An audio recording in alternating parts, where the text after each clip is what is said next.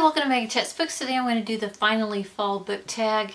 It is trying to be fall here in South Texas. We've had some cool mornings, but for the most part it's still pretty warm.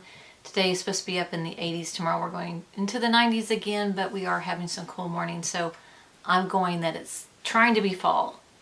So the first question is, in the fall, the air is crisp and clear. Name a book with a vivid setting. And I'm going to choose The Light Between Oceans. This book takes place predominantly on an island with a lighthouse and lighthouse keeper's cottage. The couple on this island are very much alone. The description within the book gives you the sense of loneliness, but also the ruggedness of being surrounded by ocean and just being on this island. But it also gives you a sense of peace in some ways because they are alone and the man is dealing with post-traumatic stress syndrome, and I think the peace also helps him quite a bit. So I picked this one for a peaceful setting. The next question is, nature is beautiful but also dying. Name a book that is beautifully written but deals with a heavy subject matter like loss or grief. So I picked a book that I recently read, and that was Tin Men by Sarah Winman. This book is very beautifully written. There's a lot of symbolism in it, but it also deals with loss, and it's just a really beautiful book. It will make you cry, but it also makes you really enjoy the language that she uses to describe things in this book. So, Tin Men by Sarah Winman.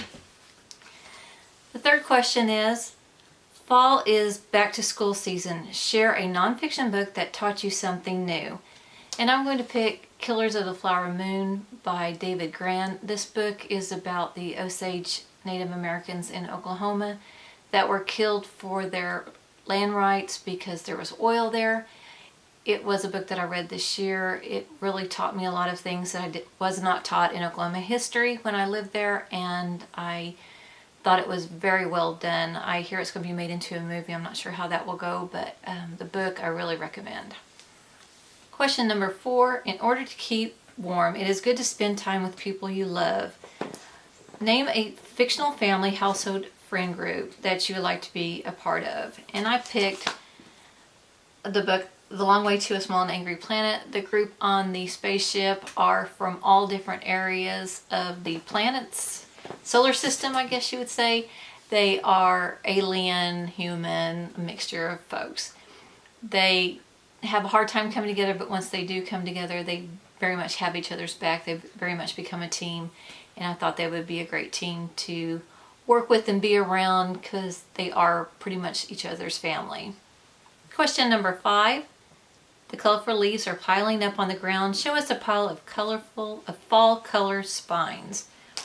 So I'm going to take a collection of my 5-star reads for this year that had fall colored spines, and it's orange, yellows, and a bit of rusty red.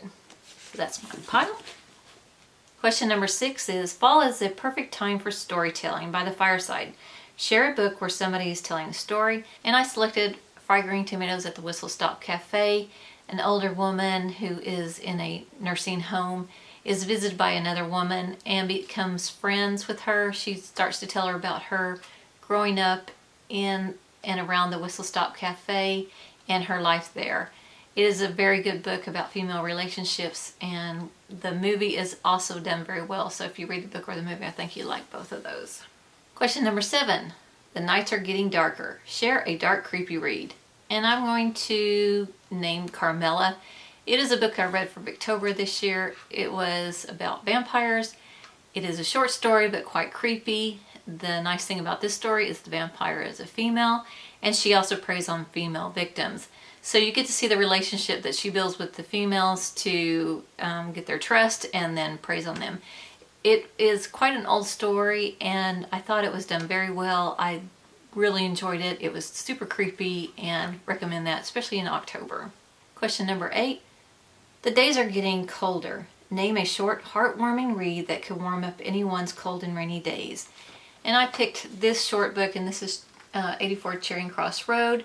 It is a story about a woman who writes a bookstore during World War II to get books sent to her in New York. She corresponds with the people of the bookstore back and forth over several years. It's just really heartwarming. I really enjoyed this one and recommend it. And it's only about 100 and, oh, it's not even quite 100 pages. So good read, good short read. Question number 9. Fall returns every year. Name an old favorite you'd like to return to. Well, I'm just going to name the one I always do return to, and that's Pride and Prejudice by Jane Austen. It is one that I read at least every other year, if not every year. It is one that I like to read in December for some reason, or November time frame. It's just a cozy read, and you can't go wrong with Pride and Prejudice. Question number 10. Fall is the perfect time for cozy reading nights. Share your favorite cozy reading accessories. Well, my first one is always a cup of tea that I would have. This one's probably going to get cold during this video. The other thing is a nice cozy blanket. Oh, this blanket is rather spring colored. It's just really cozy, and it's just right to put on your lap for when you're reading. And then I have a backup blanket here just in case I need another one. So blanket and tea and a good book, you can't go wrong. And the last question, question 11, is spread the autumn appreciation and tag some people. So I'm going to tag Amy from the channel Zoe Beck, Reesha from the channel For the Love of Classics, and Kat from Kat's Bookend. So if you haven't done this, please do the tag. I tag anybody else that hasn't done the tag. That's all for now. Thank you for watching. Have a great fall. Goodbye.